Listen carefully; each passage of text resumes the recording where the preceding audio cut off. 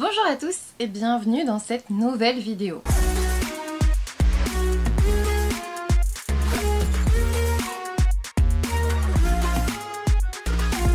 Aujourd'hui je n'avais pas vraiment prévu de filmer, je vous l'avoue, mais en fait je me suis aperçue que je n'avais pas fait le book haul d'août. Et pourtant, je vous avais dit oui c'est un presque no-buy et tout. Bon, j'ai pas respecté la notion du no-buy, on va pas se le cacher, mais j'ai été plutôt raisonnable. Vous allez voir, ça va aller assez vite.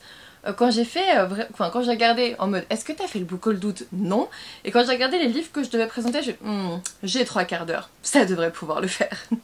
Du coup aujourd'hui, book haul d'août, vous allez voir, ça va. Du coup, août pour moi c'était les vacances, je suis allée voir les copines, je vous laisse aller voir le vlog qui en parle. Et durant ce mois d'août, j'ai acheté des choses. Mais je pense que c'est l'ambiance vacances qui m'y a forcé, et c'est sûr, il me faut bien une excuse de toute façon. J'ai acheté Dans l'ombre de la lune de Saki Aikawa. Donc c'est chez Soleil Manga. Pour le coup, Saki Aikawa, je connaissais l'autrice par... Black Marriage, Paris, The Beast aussi. D'ailleurs, il faudrait que je continue, j'ai jamais fini cette saga, et par Timeless Romance, donc j'avais très envie de découvrir sa nouvelle saga. Pour le coup, je l'ai acheté à Clermont-Ferrand avec Anaïs. Voilà, c'est bien parce que du coup je sais exactement où je les ai achetés. Et puis j'ai aussi acheté Beauty and the Beast of Paradise Lost, le tome 3 de Kaori Yuki chez Pika. J'ai lu les tomes 1 et tome 2, je vous en reparlerai assez vite si ça n'est pas déjà fait, je crois que non, c'est pour le prochain point lecture. On est avec Saku Tsukimiya qui est un jeune lycéen et qui va se poser la question, est-ce que je ne serais pas la réincarnation de la princesse Kaguya, parce qu'il a des traits légèrement féminins, on va toucher au genre je dirais. Et ici on est sur une réécriture de La Belle et la Bête très éloignée de La Belle et la Bête, mais vraiment j'avais beaucoup aimé. Donc voilà, les deux viennent de mon passage à Clermont-Ferrand.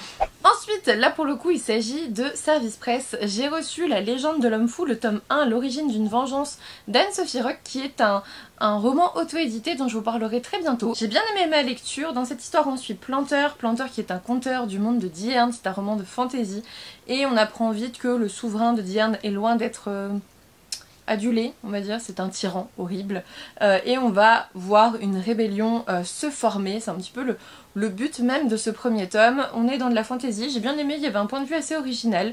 Il y avait d'autres choses qui m'ont un peu moins plu, enfin voilà, il y a eu du bon, il y a eu du très bon, il y a eu des très belles surprises, il y a eu des moments où avec un peu trop de longueur, je me suis un peu ennuyée sur certains moments. Clairement c'était une bonne lecture, voilà, c'était une bonne lecture, je vous en reparle en update lecture. De la part des éditions Hachette, j'ai reçu Fabricant de larmes partie 2 de Erin Doom. Il va falloir que je lise le tome 1, nous sommes d'accord? Nous sommes tout à fait d'accord, du coup je vais pas trop le feuilleter parce que ça va me spoiler. Alors je sais pas si c'est de la dark romance ou si c'est une autre sorte de romance ou de la fantasy ou...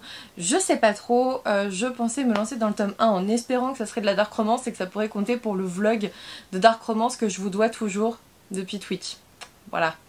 J'espère. Je sais pas si vous l'avez lu, n'hésitez pas à me le dire en commentaire. De chez Nobi, j'ai reçu la suite de Horimiya. Donc Horimiya, le tome 10.5, qui est un genre de fanbook, on vous dit officiel, avec plein de petits dessins et tout. Enfin voilà, le tome 10.5 avec quelques petites histoires, quelques petites illustrations couleurs, que je feuilletterai avec plaisir lorsque j'y serai. Et puis le tome 11 de donc c'est de Hiro Daisuke Hagiwara, de Hiro et Daisuke Hagiwara, pardon. J'aime beaucoup cette saga, je vous en ai déjà parlé. Je sais plus à quel tome j'en suis d'ailleurs, à chaque fois il faut que je regarde sur Livre Addict parce que j'arrive plus à me souvenir du numéro du tome, mais vraiment c'est une saga que j'adore avec des histoires d'amour, d'amitié, bref. Plongez dedans si ça vous dit. C'est un genre de shoujo et en même temps c'est pas trop niais, c'est vraiment avec plein de belles choses, j'aime bien. Ensuite, de chez Hachette, à nouveau, j'ai reçu Paix à mon âme de Sweeney Boo. Ça me faisait penser un peu à mercredi, je voulais trop le recevoir donc je suis trop contente. On vous dit la vie d'Abigail à l'académie de sorcellerie de Yunwiti bascule le jour où, en plein préparatif des célébrations de Sam Maine, Norine, sa sœur de cœur, se volatilise mystérieusement. Sam Wayne? Ah, je sais plus comment on dit Sam Maine. Ah bon bref, les autres élèves ne se soucient guère de cette disparition. Le cénacle des sorcières s'en occupe, répète-t-il. Refusant d'abandonner Norine, Abigail décide de mener sa propre enquête qui la pousse à exhumer les lourds secrets de l'école et à pénétrer dans la forêt interdite. Je vous montre. Voilà, on est sur ce type de graphisme. Je vais me le faire en octobre, je le garde précieusement pour Halloween, j'ai trop hâte. Ensuite, on retourne dans mes achats, on fait des allers-retours aujourd'hui. J'ai vraiment fait une pile unique, c'était pas prévu, je vous le dis, j'ai pas eu de temps de préparation. Je me suis dit, allez, on y va, on filme. En général, ce sont les vidéos dans lesquelles je suis le plus à l'aise quand je fais ça, donc nickel. Je me suis acheté Méduse de Martine Desjardins chez La Talente. C'est un roman qu'on lit en lecture commune en septembre. Je l'ai pas encore commencé, nous sommes le 17 septembre. Large, il est tout petit. On est avec une jeune fille qu'on surnomme Méduse depuis si longtemps qu'elle en a oublié son véritable prénom. Elle marche tête baissée, le visage caché derrière ses cheveux pour épargner aux autres la vue de ses difformités avec un D majuscule. Elle-même n'a jamais osé se regarder dans un miroir. La couverture est perturbante, je dirais, elle met un peu mal à l'aise. Et en même temps, on vous dit que c'est un roman gothique, féministe, conte cruel. Franchement, j'ai hâte. J'ai vu de très bons retours sur ce roman. On en reparle très vite. Enfin, très vite, c'est assez relatif vu le retard que j'ai dans les points lecture, mais bon, à peu près vite. Vous voyez. Ensuite, je me suis acheté un webtoon qui est Je suis tombée dans un jeu de harem inversé de Goya et Inouï. C'est chez Michel Lafon dans leur collection Siku. Pour le coup, j'adore. J'ai lu ce premier tome. J'attends le deuxième tome qui sort le 28 septembre avec une grande impatience. Je me demande, franchement, je me tâte à précommander le tome 2 parce que avec la création du cabinet et tout, j'aurais autre chose à penser et en même temps, je serais tellement contente de le découvrir le soir de sa sortie. J'adore. On est avec une jeune femme qui va se réveiller dans le corps de la terrifiante princesse impériale Elvia. Elle va se réveiller dans un lit toute nue avec d'autres hommes et elle est en mode « Qui êtes-vous ? Mais pourquoi mes cheveux sont rouges ?» Et c'était beaucoup trop drôle ce passage là.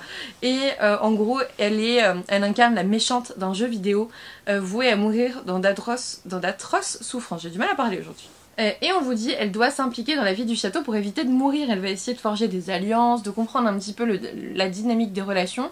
Et bref, j'ai adoré, il y a un petit côté Seule la mort attend la vilaine. Je vous incite à le découvrir si jamais vous avez aimé Seule la mort attend la vilaine, on est vraiment dans la même veine. Ensuite, lors de mon passage à Lyon chez Marie, j'ai acheté un psaume pour les recyclés sauvages de Becky Chambers chez La Talente. Tout le monde m'avait vanté Becky Chambers. Je suis passée en librairie plutôt orientée tout ce qui était imaginaire et je me suis dit vas-y tu ressors avec un tout petit livre, franchement il compte pas, j'ai acheté que des graphiques et un tout petit livre pendant mes vacances, ça va tu vois, je me suis dit ça compte pas, c'est bon ça passe, il est tout petit, je le lis en une journée, tout va bien. Tout va bien. Dans cette histoire, on vous dit, voilà des siècles, les robots de Panga ont accédé à la conscience et lâché leurs outils. Voilà des siècles, ils sont partis ensemble dans la forêt et nul ne les a jamais revus. Voilà des siècles qu'ils se sont fondus dans les mythes de l'humanité. Un jour, la vie de Dex, moine de thé, est bouleversée par l'arrivée d'un robot qui, fidèle à une très vieille promesse, vient prendre des nouvelles. Il a une question à poser et ne rejoindra les siens qu'une fois satisfait de la réponse. La question, de quoi les gens ont-ils besoin? Et moi je m'arrête là, parce que je pense que ça peut être super intéressant. Si c'est bien tourné tel que je le pense, ça doit être super intéressant et j'ai trop hâte. Ensuite, un autre graphique que je me suis acheté, Johanna dans tous ses états de Lara Pickle chez Hachette. En fait, j'avais demandé les deux avec paix à mon âme et Hachette nous a dit bah vous ne recevrez qu'un seul des deux. Du coup bah je me suis acheté l'autre. Aussi simple que ça. Je vous l'ai dit, moi quand on me l'envoie pas et que ça m'intéresse, je me l'achète. C'est comme ça. Je vous montre. On est aussi dans la veine sorcière. On suit Johanna qui vient de décrocher une place d'apprenti à Witchco, l'institut magique londonien qu'elle a toujours rêvé d'intégrer. Mais la réalité n'est pas aussi idyllique que Johanna l'imaginait. Sa formation est exigeante et elle se sent parfois en décalage. Même quand elle finit par s'intégrer et faire des rencontres, la fatigue, la tristesse et les doutes ne la quittent pas. D'où lui vient cette angoisse qu'elle ne saurait expliquer.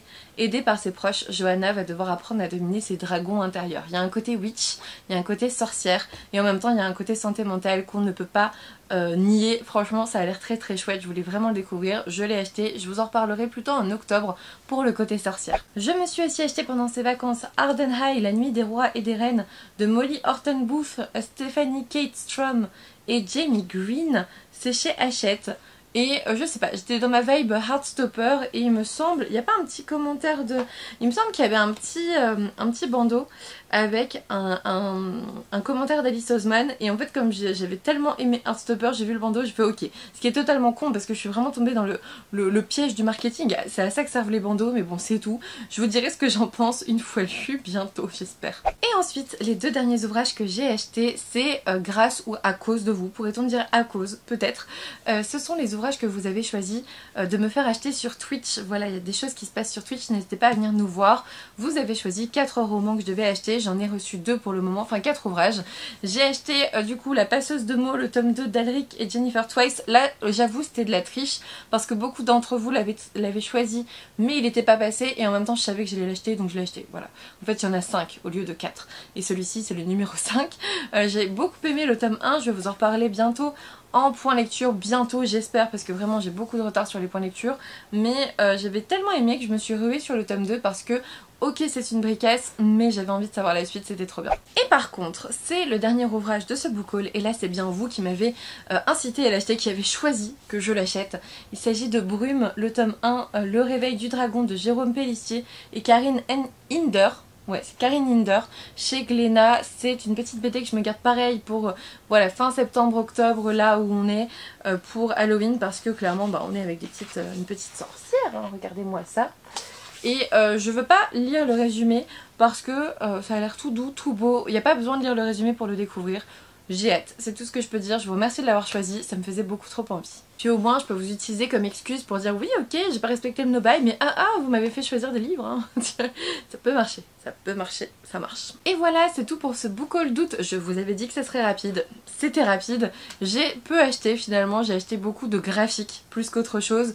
Et j'ai reçu aussi très peu de choses parce qu'en août, globalement, tout le monde est en vacances en fait, les maisons d'édition et tout ça, ça revient qu'à partir de la mi-août, fin août pour la rentrée littéraire, mais sinon tout le monde est en vacances à cette période là et je le vois parce que là en septembre, vous l'avez vu dans la vidéo unboxing, ça revient en force. Mon rythme de lecture va aussi revenir en force en octobre parce que j'ai démissionné de l'hôpital, du coup je n'aurai plus de garde, je ne travaillerai plus les week-ends. Je pourrai avoir un rythme de vie beaucoup plus apaisé, une qualité de vie bien meilleure, ça c'est sûr et certain. Et je vais pouvoir faire des plannings bien plus simples à tenir parce que par exemple je peux avoir, enfin je vais pas travailler le vendredi après-midi, donc ça peut être le moment où je vais au cinéma, où je fais mes vidéos et où je filme les vidéos. Et je peux avoir des plannings de live qui sont pérennes, c'est-à-dire toutes les semaines la même chose. Et ça va être trop bien, ça va être reposant. Et peut-être que j'aurai enfin des dimanches durant lesquels je ne m'occupe ni des réseaux ni d'autres choses. Ça pourrait être chouette aussi parce qu'actuellement je ne filme quasiment que le dimanche, il faut le savoir. Donc j'ai jamais quasiment de repos parce que ça c'est le côté auto-entreprise des réseaux. Ça reste un certain travail. Donc voilà, j'espère avoir ça dans 2 semaines, ça va être génial. Ça va être super bien, j'ai trop hâte de mettre ça en place avec vous. Je suis à la fois excitée et anxieuse, mais ça va être bien, ça va être bien. Vous suivrez ça en vlog je pense, je vais commencer un vlog là bientôt pour les finalités, pour vous montrer le bureau, pour vous montrer des choses en fait, et je pense que ça va être chouette. Et du coup voilà, n'hésitez pas à me dire ce que vous avez pensé de tout ça en commentaire. Si vous avez lu certains de ces ouvrages, n'hésitez pas à me le dire aussi. Un petit pouce bleu, un abonnement si ce n'est toujours pas fait, ça me ferait super plaisir. Et puis moi je vous dis à bientôt pour une nouvelle vidéo.